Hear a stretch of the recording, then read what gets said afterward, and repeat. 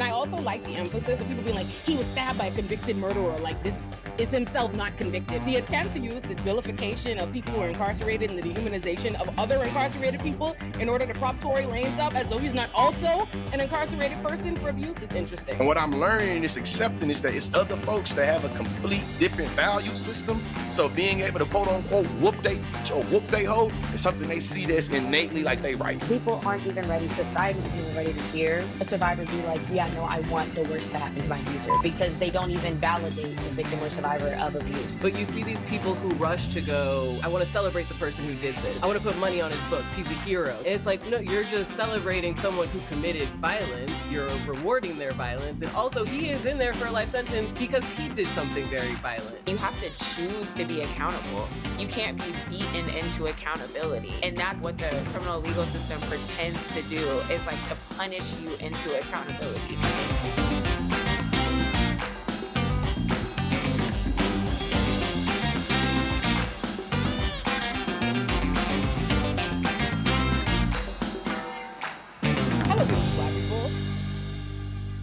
Look how niggas never hail me. Never hail me. I don't know why I be waiting for the hey. Like, I've gathered y'all here today to talk about Tory Lanez allegedly being stabbed in prison. And I say allegedly because we got this report from, I said allegedly. You heard me say it. Yeah, I did. We didn't hear this from we heard this from Tory Lanez Instagram.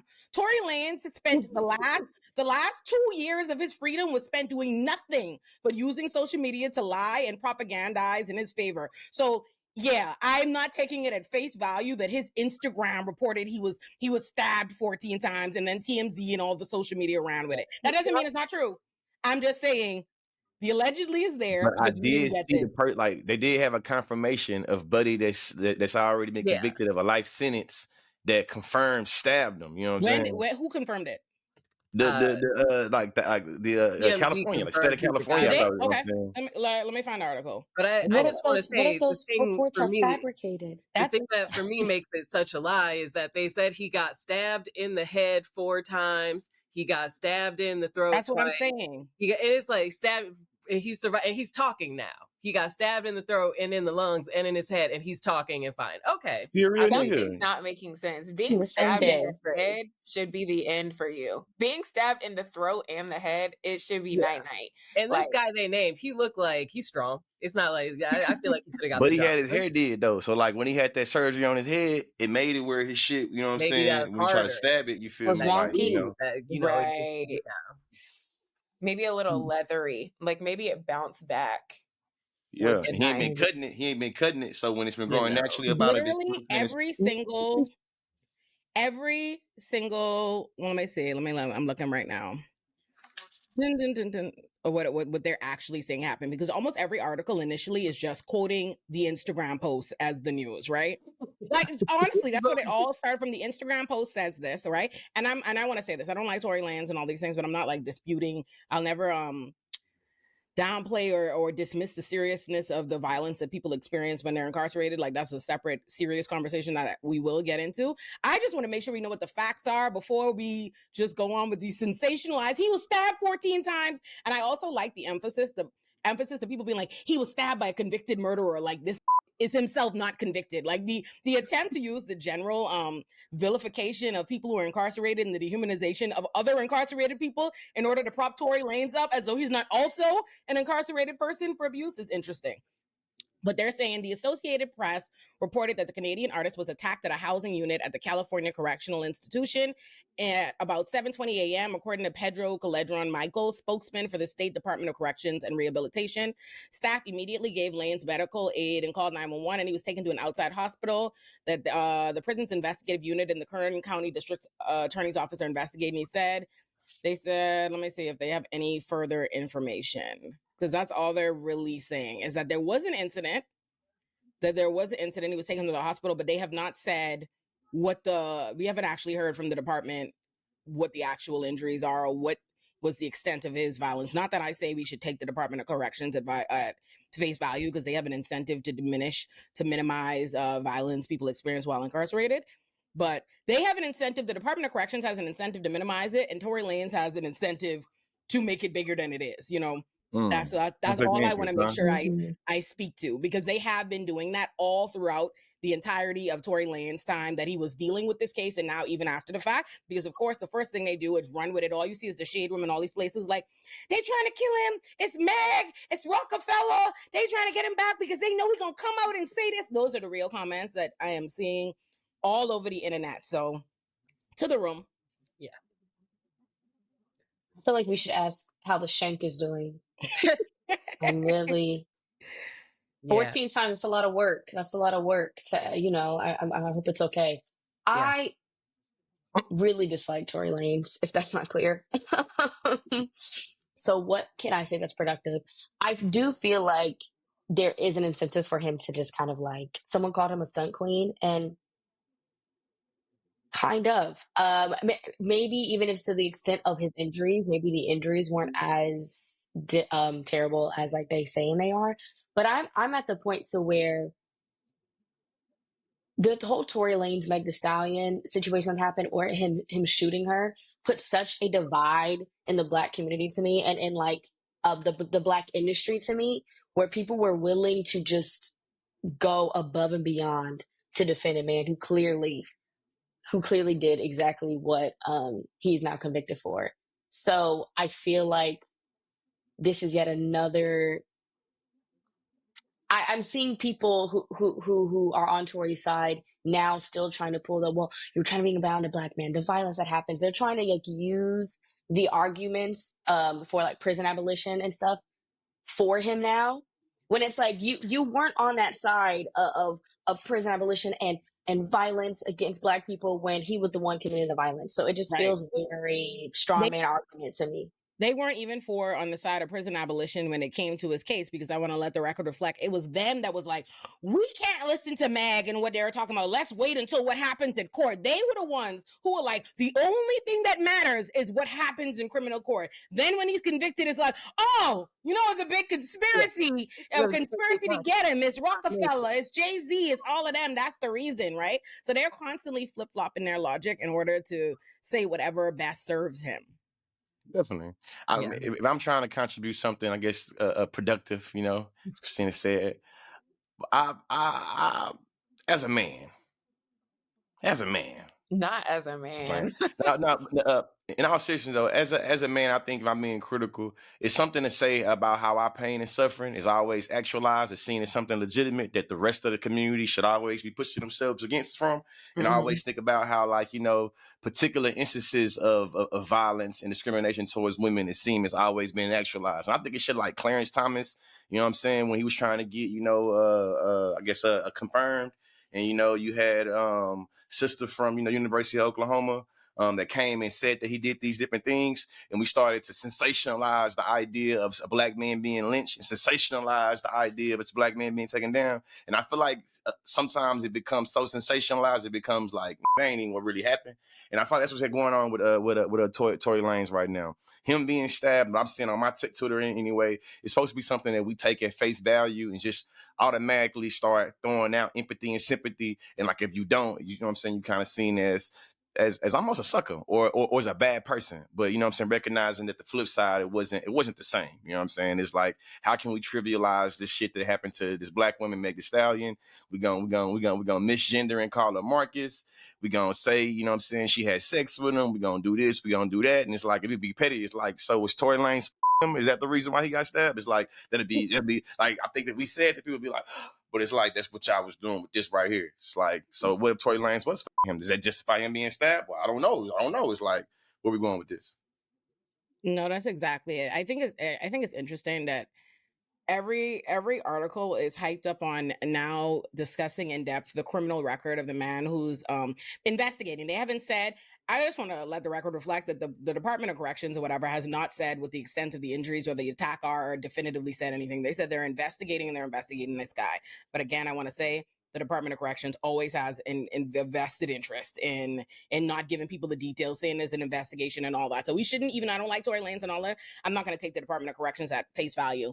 But what I do want to comment on is the fact that these conversations never get framed the way I would like them to get framed, I guess. I don't have a problem. I wouldn't have any problem if people were like, oh, we should talk about the conditions of prison, right? We should talk about the way that prison in and of itself is not an environment that's going to do anything to change Tory Lanez violence or anybody else, and how these things happen, right? Because there are so many things involved in this story that give us a perfect opportunity to talk about prison conditions, right? Because their response to this incident was to put the guy that's being investigated in restrictive housing, which is solitary confinement, a whole nother discussion to talk about these different things that are employed that do not help or change anything with the violence that people experience. And I also think it's interesting that they are discussing everybody in order to immediately accept what Tory Lanez, to piggyback off what Conscious is saying, the way that our community will accept anything, any harm that a Black man or a man is said to have experienced as fact. Meanwhile, we open up the questions and the trials for when it comes to women, because immediately now what they're trying to do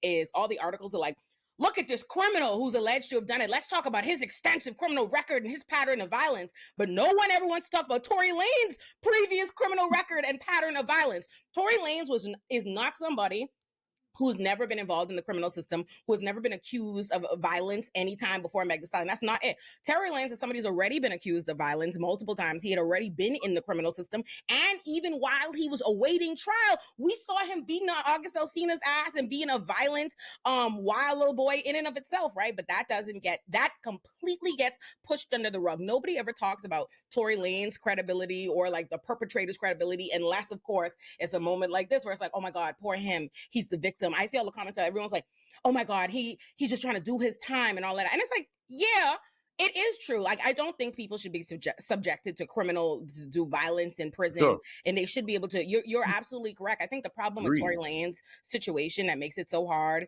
to be sympathetic, especially as someone who's an abolitionist, is because he and his supporters weaponize every form of progressive, abolitionist, criminal justice kind of thought to their advantage, while actively engaging in all the tactics that generally make people oppose those kinds of things. Because it's hard to, I said this like while he was on trial, it's hard to want to have an abolitionist perspective to somebody who is intentionally weaponizing the criminal system against the victim. Because if we go back, if we go all the way back, Megan Thee Stallion never pressed charges. She was never the one who wanted to proceed with the criminal case against him.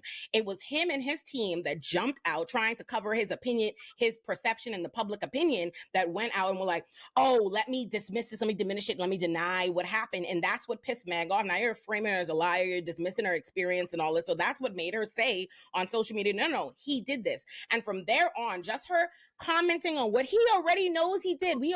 This is a man who's in text, voicemails, all the things, acknowledging what he did to Meg. But the minute that Meg publicly acknowledges it, it becomes this, she's a liar, forget what she's saying, don't listen to women, we need to have a criminal case, everybody shut the fuck up and just wait, y'all gonna see. I could pull up Tory Lanez tweets right now where he's like, we gonna see in court. So he was the reason that people had to lean into the criminal system on this. And then when he gets convicted, it's still conspiracy after conspiracy. And even while the trial was happening, all they could do is attack Meg, who's not on trial's credibility. They want to talk about Meg's, they want to slut shame her, they want to talk about her sex history, all her body count, all of this, none of which has anything to do with the case or the credibility here, but they're not discussing the actual things that diminishes Tory Lanez's credibility, his the harassment that he was doing or anything. So it's hard for me because I'm not somebody happy to see. I'm never somebody, I'm not gonna say that I'm happy. In a perfect world, I don't think that the criminal system makes Megan whole. I don't think it's going to make Tory Lanez a better member of society. So I'm not like vested in that being what we use as our outlet. And similarly, I'm not invested in like, oh my God, I hope they kill him in jail or kill him in prison, because not for nothing, the things that I hate most about the Meg and Tory Lanez situation are exacerbated by that, right? Because now you see Tory Lanez getting stabbed in prison doesn't make them go, karma. You know, look at the results. They're not saying karma. They're using that to continue, like just like fanning the flames on their already crazy theories, right? They were, oh, it's Rockefeller. You see them now. If you go look at the Shade Room comments right now, go look at any of these places where this is being discussed, which is, by the way, the majority of the places this is being discussed are non-reputable hip hop Instagram outlets, right? So in and of itself. And if you see the comments, they're just using it to continue to make him a martyr, essentially, to make him a victim. Like I would never be sitting up hoping that Tory Lanez ill befalls him, because all they would do is use that as another opportunity to kick Megan and every other woman that's a victim's back in. Because to piggyback off what Christina said earlier, this is something, and this being something that appeared as like almost like a division in the Black community, I would say that this is the norm. Like the norm, it was really big and really upsetting with Meg and Tory, but this is the norm. Every single time that a Black woman says that she was the victim of some kind of abuse, she doesn't even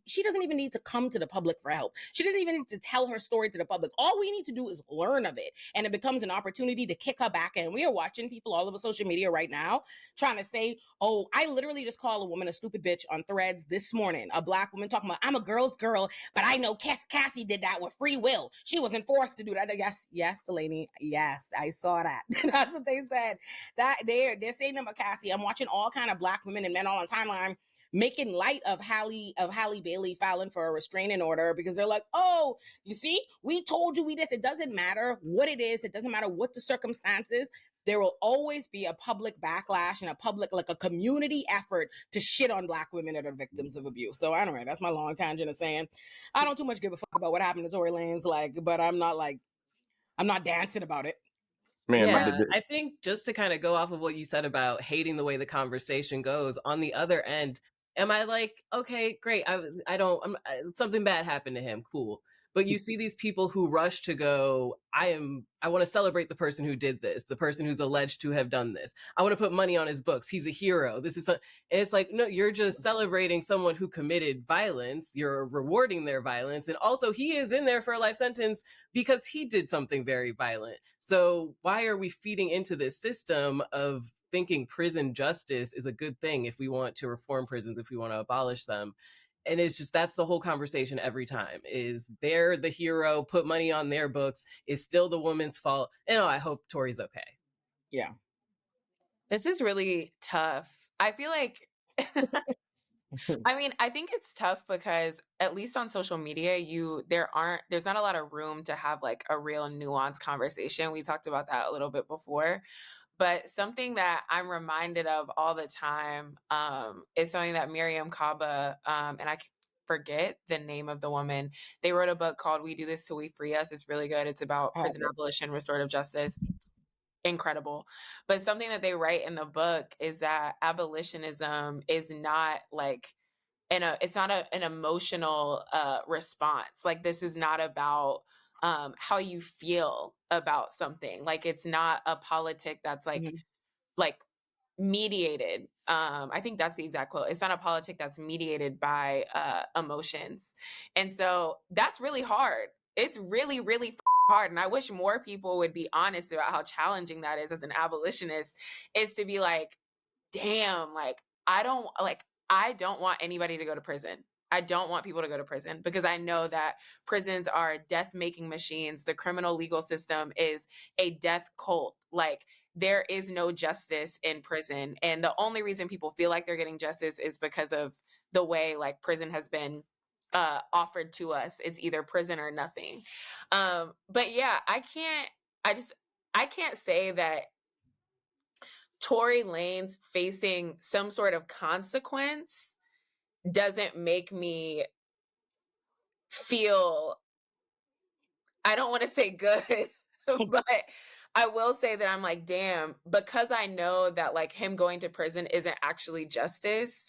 I like wonder if like Megan feels vindicated in this and is like, I had this violence happen to me. Like, I feel like, I don't know, maybe some violence should happen to him. Like, I just think we should have more conversations about what it actually means for survivals of like interpartner violence and intercommunal violence to actually get justice and what that feels like. As someone who's a survivor, I think about all the things I would love to happen to people that have abused me. Like, and I think that's an honest conversation we need to have, is like, maybe I do want, like, whoa, but the thing is that that's like not, that's for somebody else's, those people that hurt me have a whole community of people that love them, that should be, you know, a part of the discussion about what happens to them and like how we build worlds where people can have consequences that aren't putting them in a cage to die. Like, I just think it's a more nuanced conversation than what is allowed to happen on social media.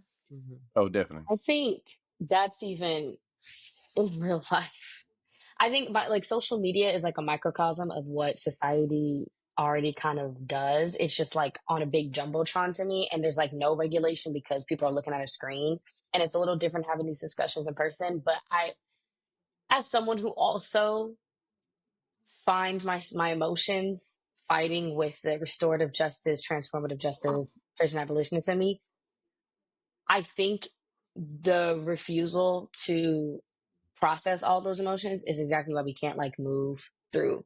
Like people aren't even ready. Society isn't even ready to hear a survivor be like, yeah, no, I want the worst to happen to my abuser, because they don't even validate the victim or survivor of abuse.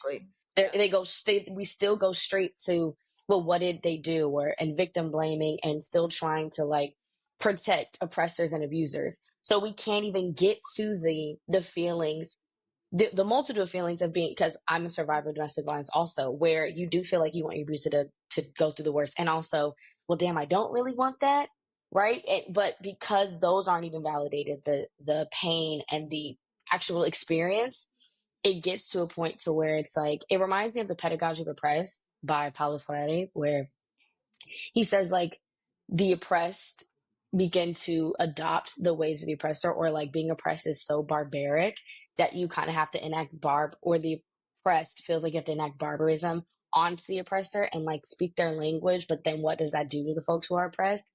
This is that conversation to me when it comes to restorative justice. And and being honest about how difficult it is, like you just said, Delaney. That was my own thought process. Like, in theory, this is really nice. In the feelings of it in real time, it's so hard because we don't live in a system that supports it. So it's like, what does it look like on a grand scale? My answer right now, I'm still on that journey, is like, let me see what I could do on the micro with like my immediate community when harm has happened, trying to bring those principles there and structure. But on the grand scale, I don't even know what that would look like for us to get there, because we can't even validate victims' experiences and survivors when it happens. I So I'm also someone who's experienced domestic violence, and I talked about this on my main channel, Illuminati, and my large Illuminati production on the vilification of Megan Thee Stallion. And in that, I talk about what I call the abuser's second act. I kind of talked about the wrestling tension between abolition and what I think is like carceral feminism, and this desire to carceral feminists believe, throw the book at abusers, throw them under the jail. And I understand that. And I talked about how, like, while as an abolitionist and a defense attorney, I take issues with that thought process, I still deeply understand it as somebody who's been a victim of domestic violence, because of what I call the abuser's second act, which is basically the first act is the violence that you experience. But the second act is when everybody joins in, when everybody knows about that abuse, and what you now have to deal with when how the public responds, and the fact that second act isn't something that just that victim of abuse experience. It's something that all victims of abuse experience, and that is what kind of fuels this desire to for us to respond in carceral ways. Because what happens is, it's not just that we all experience this, with how our communities respond to us when we experience violence, but we have everybody. You have to, every single time that it comes to public consciousness that a woman has experienced abuse, we now have to deal with the collective. You have to relive that trauma of seeing how the community and the society feels about that. And that is what fuels a desire to be carceral, to not have any, compassion, to not want to, and that's real and that's legitimate. And to that, I say, I guess, really where I fall as somebody who's experienced domestic violence, I never wanted my abuser, who was my college boyfriend at the time, to be at the mercy of the criminal system, because the criminal system doesn't help anybody, including me. And I think that's what's important, is like, the criminal system doesn't make anybody whole. Like, criminal system cannot undo what I've experienced, and it can't do anything to really mitigate the trauma that I'm going to experience now. And I'm sure that's understood even by a Meg Thee Stallion. Like, Meg didn't want to go through the criminal system for those reasons. She didn't want to go to the criminal system because she thought it would expose, initially when the police first asked her what happened, she thought it would expose not just him, but her to violence as well. And then she didn't want to be bothered because she knows that. But what happened was, the society pushes you in that direction, because what happens is, society finds a way to vilify every response to violence or abuse of women, right? If you pursue the criminal system, then you're trying to throw a black man in jail.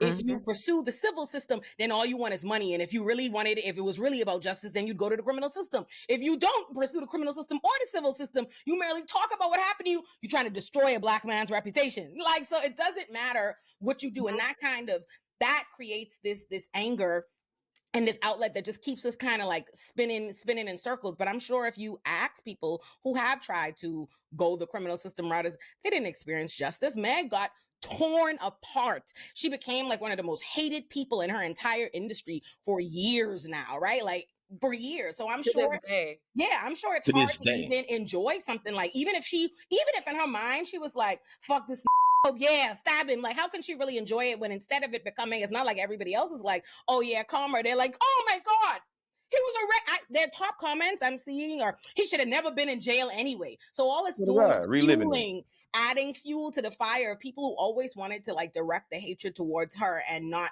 towards the abusive person. And to give the thing about Tory Lanez and about all men who commit abuse, especially like black men in particular, I have a lot of different conflicting feelings as somebody who has experienced domestic violence, who's somebody who is also a criminal defense attorney and became a criminal defense attorney after the fact. Like I have sympathy to the words people having issues or something. Like in a different world, I wrote a piece about this called Meg, Tory, and Abolition or something on my Substack. And I'm like, in a different world, I believe that there's ways for Tory Lanez to have taken accountability beyond the criminal system. And I think without the criminal system and like all these different like societal interests, he might have, because if you look at all his initial responses to what happened, his initial private responses was to take accountability. I'm so sorry, I'm so this. But what happens is a society that champions abusers put the battery in his back, you know? And then it became about his desires to avoid criminal prosecution and to avoid negative impacts to his career made him take this route. And that's the kind of issue with the criminal system and these other avenues, is they kind of stand as impediments to actual justice or for people being able to express what they want, right? Because we never get the opportunity to find out from Meg Thee Stallion what would she consider justice, or what might make her whole, or what might make her feel better. Because the reality is, by the time the public and that abuser's second act gets involved, right, it moves beyond those people, because his initial was to try to find out, what can I do? How can I make this right? Oh, I'm fucked up. But then once society jumps in on that abuser's second act, then it's like, oh, I have to worry about all my interests. And at that point, in order to avoid the criminal system and all these different things, you can't even do the first step of accountability, which is acknowledging the wrong and the harm that you did, which is what in a different, you know what I mean, in a different world maybe could happen, but not once these other things. But I don't know. That's my... I think you're right. And I think there's like, the question is like, what in our culture are we incentivizing? Like, what is being incentivized? And that is absolutely not being accountable, and especially not for men to be accountable to women. And I know that violence and interpartner violence goes all different ways across all genders, but particularly with men, it is not incentivized that you be accountable, and that you at least stand on a stage and admit any sort of wrongdoing. There's like a level of pride and ego that goes into it. But to your point, again, I was gonna mention this, like in this new world that we all, I would hope up here, are like hoping to build one day or be a part of. The first thing is to be accountable. And you have to choose to be accountable. You can't be beaten into accountability. And that's like what the criminal legal system pretends to do, is like to punish you into accountability. And that's just not the way it works. And we've seen that with Tory. I think he's a perfect example. Man, what I appreciate about this conversation is all of what I'm gonna call the intellectual integrity. I think it's real easy to weaponize the justice system, weaponize prisons, and being able to fold it to make your point, to be able to, legitimize whatever argument you're coming from or whatever point you want to make, to say like, well, listen, they agree with me, or now they went against it. And I feel like having this conversation in the presence of people that understand abolitionist orientation, ideology, and values, makes it where this conversation is a little bit different for me, especially being with, 4 women, 3 of which that just, talked about being survivors of intimate partner violence. As my wheels spin, I just think about the various other ways that violence gets justified towards women, and I think about how, in particular, a lot of men that's in my timeline, that's in my comment section, or even the men I'm around, love to talk about the protection of real biological women. You feel me? As a just position of being like, F them bitches over there, the men, the men with the dresses. In this conversation, I'm reminded, like, don't even care about, y'all don't care about what y'all saying. This is a cool way for you to be like, fuck them. But when it comes time to protect women or talk about, you feel me, the humanity of women, you gonna fold. So when you talk about simping and pandering and all this other shit, it's like where do we draw the line in terms of ethics and morals? And like, when do we start to deploy them? And more importantly, when do we deploy them towards women? Because I'm thinking right now, as I was talking, I'm thinking of like, shit, Charleston White had a conversation with Cam Newton. They talking. I know you shake your head out, Olay, but listen, these two niggas is like, it's like, what also comes to mind in this conversation is that we got different values in this conversation. All of us have particular value system and values that don't really resonate with other people. And what I'm learning is accepting is that it's other folks that have a complete different value system. So being able to quote unquote whoop they bitch or whoop they hoe is something they see that's innately like they right. This is what Charleston White told to Cam Newton when he was talking about, I wish you would get involved with this. She mean, I can't whoop my hoe. And hey, look, he said it, he meant it. It wasn't a humorous, it wasn't hyperbolic. It was like, nah. So I'm thinking about how there is a value system from the East Coast to the West Coast that says, hey, listen, man, if I'm putting dick in you, I can do you however I want to do you. And if I had it once, I can have it twice. So I'm thinking about how can we have this conversation that is being intellectually, I'm saying, that's positioned in intellectual integrity that says, hey, man, the system is not the adjudicator of justice. I know that, I know in Texas, it'll be like, hey, you know what I'm saying? You and your girl got into it. You beat her up. Now you finna go try to get her to say this, that, and the other. Instead of Texas, we gonna tell you, hey, it's shit. The state picked the case up now. It's out of your hands. Yeah. Now, sometimes we can see it as being like, this makes it where this individual is not being sucked into domestic violent victim, you feel me, cycle. But in the other instance, so y'all with Christina and Olay getting there, it's like, hey, this takes the even what it looks like for justice to be take place from out the victim. Yeah. And it makes it where the system is always already seen as a legitimizer of how we can adjudicate, justice. And it's like, hell on, motherfucker, you don't have that. And I think in this conversation, it's like, hey, like, Tory Lanez, is he a sucker? Hell yeah. Is he a whole ass? Yes. Does this mean that he should be, victimized by the system? I don't think so. Yeah, I think. Do I think him being convicted though is victimized by the system? No, I don't think that. But I do think that, in terms of abolition, that everybody should have that humanity, not always obscured by the justice system. You know what I'm saying? Be clear with that. But it's like, it's a lot of nuances. Yeah, no, I completely agree, right? Like, that's why I said, I don't, what do you word? I don't begrudge anybody who doesn't feel sorry for him, or who took delight in it, because I understand. I said this, like, even as an abolitionist, I've represented men for domestic violence, and I don't delight in men going to jail. But when Tory Lanez got convicted, I did smile. I did a little giggle. I did. You know why? Because for 2 years, I watched you kick women's backs in, you know what I mean, in the name of watch when this conviction happens. And I just knew what the fallout would be for victims of abuse. That second act I referred to, if he wasn't convicted. That being said, I agree completely with what you're saying, Conscious. Especially the criminal system is really paternalistic as it pertains to victims of abuse. And I say and especially, and I want to say this, I'm not going to like stay on this for a lot because that's not the point of the subject, but I'll say it for the people in the comments who are going to bring it up. Obviously, we know we have a society that doesn't care about intimate partner violence that women experience, and women experience in the majority. And we damn sure have a society that doesn't give a when it's on the inverse, when men are the victims of abuse, right? So, and that being said, we have a criminal system that also kind of mirrors that sees, when they see victim, they see it as synonymous with women, generally, like women and children, but mostly women. And they see it in that paternalistic response. They see it as they have to make the decisions for these women who are not strong enough or who are battered or unable to make it for them. And the result of that, and I understand that impetus on some level, because there are lots of circumstances where women are not allowed to pursue the criminal system that they when they want to, because of this person is controlling them, or the consequence or the backlash if it would be perceived as they made the call. So I understand on one level why the criminal system says I'll make the call on it, right? Which is why Megan is not the one pressing the charges, regardless of if Megan didn't want to be a participating witness, the case would have still proceeded without her, because that's how the state responds to it.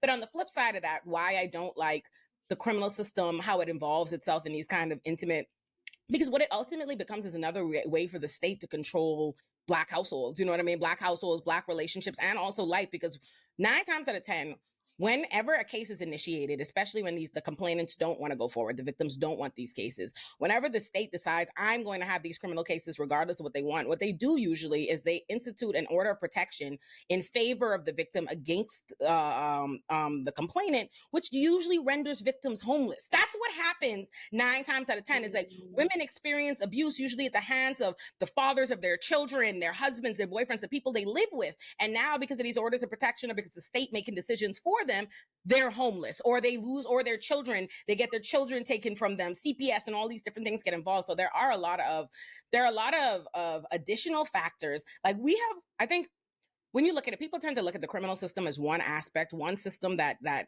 doesn't work in the interest of Black people, or that harms us, or that could be really harmful for us, even as its stated purpose is to help us, but they don't look at the other avenues of that. So it's like, it's not just the criminal system that will come and upend homes and stuff, but it's like by the time they get CPS involved, by the time they call your job, by the time they say all these different things happen. So this system that says it's to help you has made you homeless, has lost you visitation and custody of your kids, has lost you your job. And I know these things to be fact because I know these things to be fact because it is a fact that I'm a defense attorney. But before that ever happened, before I was a criminal defense attorney, I was a college student who experienced domestic violence, lived with my boyfriend, did not want to proceed with the case, but they automatically issued an order of protection that I did not want, that made me homeless my senior year of college. And that's something I see a lot, is women constantly losing their homes, losing access to their children, or children losing access to their fathers, and all these different things because of the way the state involves itself. So yeah, I'm with Conscious. Like I don't like Tory because of these things. And I want to say, like, I don't hate him. I don't have a blind hatred for him that doesn't like see him as a person or understand how it happens, right? Because like I watched like a documentary thing or a video on Tory Lanez like before he ever did the Meg Thee Stallion stuff, because Tory Lanez and I have the same birthday, so I look for birthday twin, birthday twin. Yeah. Birthday twin. Uh-oh. Yeah. Comment section. Comment section. Comment section. It does give Leo. I know. Right. Which is why I'm like, yeah. And Tory Lanez, I used to like, 2016, say it, Tory Lanez era. Like, I haven't always like hated Tory Lanez, like mostly indifferent towards him. I will say this, what I think is important to point out, I liked him more than all these liked him prior to this abuse. I will say that. Remember when he was having the beef with Joyner Lucas and all of them, and everybody's kicked? Nobody fucked with Tory Lanez. Like, Tory Lanez was not a cool for most of his career. Drake and his people didn't fuck with him. He was a punching bag. He ain't had no hair, his hairline transplant. It was all kind of things used to crack on him before. So I used to have like a general, like, okay, interest in what's going on with this little hot-tempered Leo that is talented, but also a little all over the place. And what I would see when he would get himself like caught up in cases, and what would happen is like, this is somebody who clearly has anger issues. Like, they clearly respond. It's not that I'm saying I'm sympathetic to that. I think it's worth exploring that rather than just like, it's easy, and I get it, and I'm not mad at it, like seeing all of these people who commit abusers and monsters and all of that. But the problem with that is when we create this boogeyman around people who commit abuse, it makes it easier for people to discount violence and abuse generally, because what happens is people are waiting for this boogeyman monster. They're waiting for like, versus the people that you're being abused by are people who are part of your communities, who fund you, who talented, who have friends, and all of these different things. And so I think it's harmful in that way. Like, it harms us to just paint these people as monsters and move on. I also think as an abolitionist, it requires us, in order, root causes, in order for us to try to live in a world where these things don't happen, or for us to prevent it in the future, we have to interrogate how and why this is happening. To what Conscious is saying, like, when Conscious, like, I'm exploring the way that they think about and talk about women, and how like these justifications like play into how you respond. Similarly, I think it's worth exploring like Tory Lanez not as a monster, but as a Black man that obviously has anger issues in a Been through some world that shit, has yeah. taught you that anger and violence is the way that you act out, you respond. That is the justifiable. That's what we accept from men. Like that is what we encourage men to be, which is why no one had a problem when he was acting out, when he was punching August Alsina, when he was cursing out online. No one had any issues with that. And similarly, they, to what Conscious is saying, they don't truly have an issue. Like the reason why they tell us they don't believe he shot Meg is because they know that we will not accept them just admitting that they know he did it and don't have a problem with it. So instead they go around all this like gaslighting and trying to convince us that he didn't do it and that they believe he didn't do it. But really what it boils down to is what Conscious is saying. It's like a belief system that's like, this is okay. And we know Hey, and Meg it's knew okay that because they too. think it's okay in every other Hey, circumstance. and Meg And knew that. right. And if we have a society that does not value, if we have a society that doesn't value Black women more, or women more than men, right? If we know where we don't care about harm that happens to women. So if you know they value men more and they've never given a fuck when he's abusing men, why does it shock us? You know what I mean? Of course they don't care when he's abusing women. And I think that's what it really is. Like, it's not that these men are these outlying monsters. It's that we have overall belief systems littered all throughout our communities that justify and uphold this kind of violence, and they don't get interrogated because everybody gaslights you out of the interrogation. Like in order to interrogate why there's a problem with this kind of violence and men acting this way towards women and people doing these kinds of things, you would have to first admit that this is what's happening. So they got to deny it. So they got to Yeah, definitely. He's like And too much. you bringing up that like he's not a monster and seeing him as, or trying to put him like in this monster category is like doing a disservice, is bringing something up for me that I feel like people, it's easier to do that because then we wouldn't have to face how many people we actually come across who do actions like that. And we then would realize that it would be counterproductive and damn near really it would be unrealistic to incarcerate every single person that has or emulates behaviors like that. Like when you realize that there's actually a lot of people that we're in community with who are capable of that. We always say everyone could be a victim. Everyone can be a victim. You don't know until it's you. There's a lot of us that could also be causing harm or could be abusive. And like the slippery slope, I don't know about y'all, like the people, specifically the men that have abused me, like there maybe were signs, but by the time it got to points of like physical abuse or like you're so like Twilight Zone, how did we even get there? You know what I mean? That it's like, oh shit, like it really, like damn, like you really just abused me. Like, wow, I didn't know that you could do that. I didn't even see that for you. You damn near probably didn't see that for yourself, but here we are. Like when we get to realizing there's a lot of us, a lot of people, a lot of folks in our community, families, friend groups, circles we're in that could be like that or have signs where it could get there because we're all indoctrinated, it makes it a little more difficult to be carceral with everybody because then you just discard so many other folks. And we're not, I feel like every time I say this, I gotta have a disclaimer. Like we're not talking about people who do things on like a mass scale, like the Diddy's or the R. Kelly's, where there's like infrastructures to protect them, but the isolated incidents where it's like, it's not that far from home. And that's why there's a whole bunch of people who were defending him, like you were saying, because we normalize it. So let's talk about the fact that we normalize it instead of using these examples as like, it also makes me think of when we're not listening or thinking or considering what Meg would have wanted.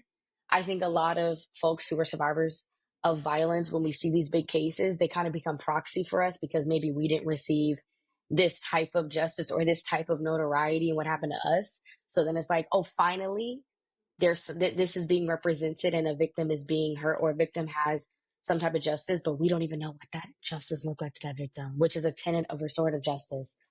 So, it's difficult.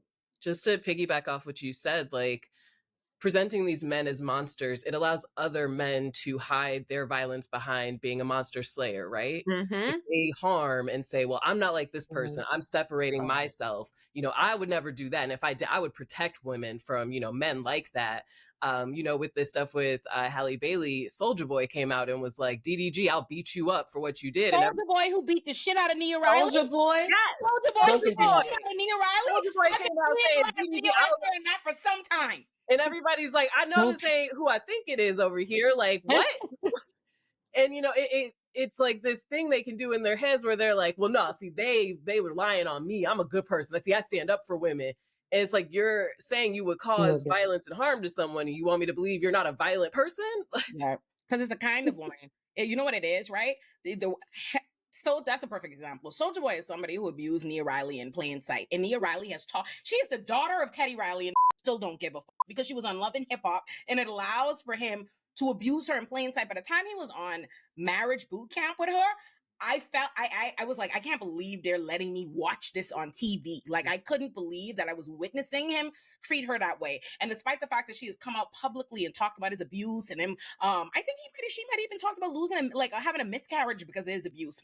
No one gave a fuck. And it's funny, it's interesting, like Soulja Boy and people like Soulja Boy feel incumbent on them to jump out and be like, oh yeah, I'm defending, I would beat up DDG because it's the kind of woman he wants to be perceived as champion. It's because it's how, you know what I mean? That's what it really is. Exactly, because nobody was saying that when it was Ruby Rose. When Ruby Rose was like, DDG is doing this to me, nobody was like, that's the kind of woman I want to defend. Exactly. Yeah, right. Nobody wants to defend the perceived whore. Whatever happens to a hoe, it doesn't matter. And that's why you're doing Cash like that too right now. That's why Cash is being ran through the mud. It's like, if you seen as a hoe that you consensually did all these sexual acts. Yeah, of course. Yeah. Hoe.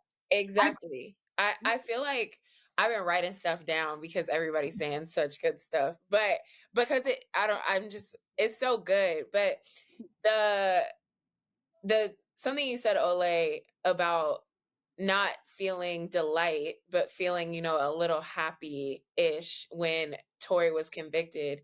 This is also like the way that the criminal legal system wants people to feel, like, because they've only, I feel like my shit just froze. No, you did. You good. Okay.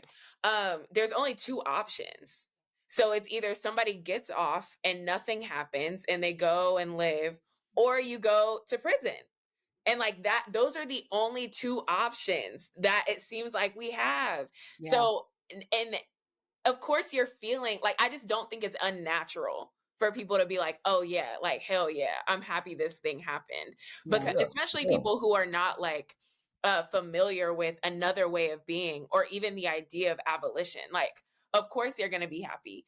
So I want to say that, like, because I don't want people to feel guilty as they're listening to the conversation, that like you're. I put out a video giggling when like you were made to feel that way.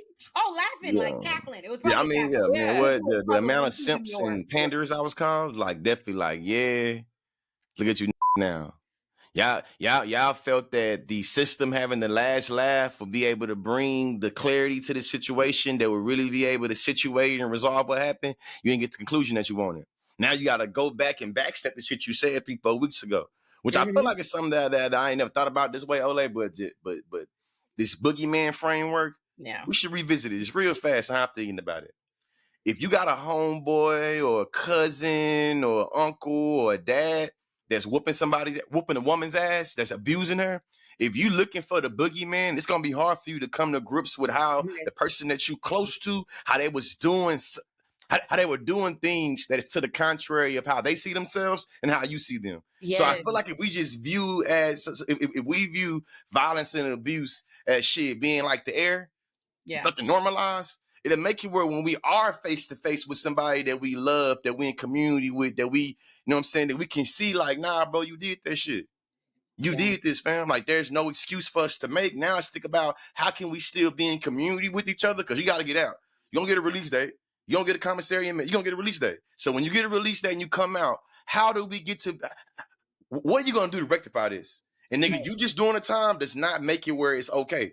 You see what I'm saying? I don't want to take up too much time, but there was a situation I was in where somebody very close to me was sexually assaulted by someone else who was very close to me. We were in a friend group. It was like a whole thing. It was about 10 people. And this was like, it was crazy. It was just all crazy. But one thing that I offered to the person who was harmed and violated was a question of like, well, what do you want to happen? Like, are you looking for this person to be like punished? Do you want, like, what are the consequences? Like, what do you want? And the very first thing that she said was that she wanted him to be accountable for what happened, to look at her in the face in this circle with other people that we were actually in community with. Because that's the other thing about accountability, is that you have to be in community with somebody to be able to create a culture of accountability. It's not some like just internet shit. Like, nobody is holding Tory Lanez accountable from the web. Like, it's just not happening. But so we're in this circle, we're having this dialogue. It was really, it was a failure, I think, on my end, but abolition is about experimentation. So like, you've got to try. But we ended up with him being accountable, and then backtracking when we got out of that circle, because that's what happens. I have a friend like that. But the other thing was, like, I was telling, the guys that were in this group, like, you can't just throw him away. You actually can't just say, we're not going to be friends with him anymore, because he needs a community of people to create this culture of accountability. And they were like, man, that. Like, and the nigga gotta exist. Like he's gonna he's gonna still exist. His existence is not gonna cease to exist. Right. And the other thing was, it took a long time. It took so long. There was an offering of like, do you want us to beat him the up? Like, these were real options. Like, what do you need? Because we know that like him going to prison isn't actually going to give you what you're looking for. Like, you're not actually going to feel good about it. But what I want to offer is that this thing outside of the criminal legal system, people that are trying to avoid that, it takes work. You have to be a participant in your community. Like, and I think what feels so not frustrating is that like everybody wants everything to be on autopilot. Like, you don't have to be a member of society. You don't have to be a member of a community, but you do. You actually do. If you want to like be in a place that's safe and accountable and able to like rectify harm, you have to participate with people. And it's hard and it sucks because humans are flawed and it can be dangerous, but I think it's worth it to not have people end up in cages. And yeah, and also I want victims to get what they want. Like, if that means you get beat up, I think you maybe should just get beat up. But I think you raised restorative justice shit. You did what you want to do to me. I think you honestly raised a beautiful point that reminds me about the impediments that the criminal system serves, right? Like, to abolitionist kind of transformative justice into one that like puts the victim's needs at the forefront, is what happens a lot. And I saw this like not just as before I was a defense attorney, but when I was in law school, I interned at the DA's office by the push of my law school, which let me be up close. And I worked in the Domestic Violence Bureau to exactly how this works and why I have a problem with how the criminal system functions. What would happen a lot, and you see a lot, is the people oftentimes most sympathetic to the perpetrator of violence is the victim. Like, more often than not, the victims and the perpetrators of this violence are in community with each other. They are close. And in that being said, they are the people like first and foremost who humanize this person and like is aware of what's like issues this person has and wants them to have help. And the way that the criminal system takes advantage of that in a society that funds the prison industrial complex over communities and resources is, do you know how often the victim says, I don't want him to go to jail or him to be prosecuted. I want him to get therapy. I want him to get this. I want him to get that. It's in the state's hands now. He'll get that in prison. Sign this supporting deposition so that to give us the power to proceed with this case so that he can get this. And like, that is a real thing in America where they say, I actually just had this conversation with two of the mayoral candidates in New York City who are talking about the problem that Rikers is considered the largest mental health provider in the state. That's insane. And that is true. And that is true a lot of places in the United States, where the first place and the only place these people are being able to get their help, their mental health and all these different things is when they're locked up, which is not, in a way, that is not helpful. That's not the range of what it is they need. So that's also like a big problem, right? Is like, to what Delaney was saying, why it oftentimes, like, we don't have the resources sometimes, like the resources that communities and people need and like people really need to get the help they need, we don't have. And that also like puts us in a bad place. And also why, to Delaney's point, we need to be more invested in our communities and how we work together and like recognizing this is a process and it's not going to just happen overnight. So that's one. Two, to piggyback off Delaney again, I've also tried that twice, like I've done it twice, and I would say the 2 times that I'm thinking of, it hasn't been quite so successful. Not to say, but to what Delaney says, you have to try. Like, to me, you know what I mean? Try it. And I told this story on an Olay and Friends episode once before. I don't remember which one, but I had a friend who we knew was abusive. Like, before this incident came about, we knew it. I knew it because I remember my other guy friends in the group telling me like years before, like on a lower scale, like a one-on-one. I'm like, but we know this. So by the time his like wife came out, like by the time his wife actually publicly talked about the violence again, we also knew it, because I remember closer friends telling us like a year before they realized he beat her or put her in the hospital or something. And he wasn't like one of my closest friends. Like, he's in the group, but he's not somebody I talk to on a regular basis. But I knew it because y'all told me. So then by the time his wife actually publicly like went on social media and expressed that this was happening, the first thing I did was call up our, like, the first thing you do is don't try and deny this. Don't try and diminish it. Don't try to do any of that shit because you know it's true. Let's first and foremost, don't do that. Second of all, I had that response to my own, I hate the word abuser. Like, I've been using it too much as a defense attorney, but I guess, my college ex who abused me, I had that same response of like, don't cut him off. He needs community. That's not helpful, because I do believe these things, again, they're not just monsters. There are root problems. You know what I mean? There are root issues, and that's best helped and served by having a community that can point that out to you, that could help you, that could address these things. So I know a man that is violently lashing out or whatever, especially to his loved ones or the person he's in a relationship with or whatever have you, is not going to be best served by like a community that responds in that same way. But to what Delaney's saying, is like there's a fine line between trying to be community that keeps them accountable and like coddling them and absolving them and not, you know what I mean? So there's a real fine line between that. But I have experience where you get this person in the community, and you try, like, within your community, your friend group, and you try to hold them accountable, and they do initially. Like, initially, and then they spin around and it's a different thing. Because that was the what I had with my friend. Like, I went to my message him like, hey, you did this is really wrong. You have a problem. You have to acknowledge that. You know what I mean? Like, we still love you. Ain't no, you know, blah, blah, blah, but this is a real issue. And he was like, oh yeah, da-da-da, super accountable, XYZ to me. Then the next thing I know, by the time I talk to his wife, he's on the phone telling her, like, how I've always hated him and I'm turning, you know what I mean? Like, I see it. So I said it to I just kind of echo Delaney's sentiments that, like, it's an imperfect science. You know what I mean? It's an imperfect science, but it's one that's worth us engaging in and trying to exercise and trying to tweak and trying to figure out how we do this. Yeah. Damn, we have an episode? No.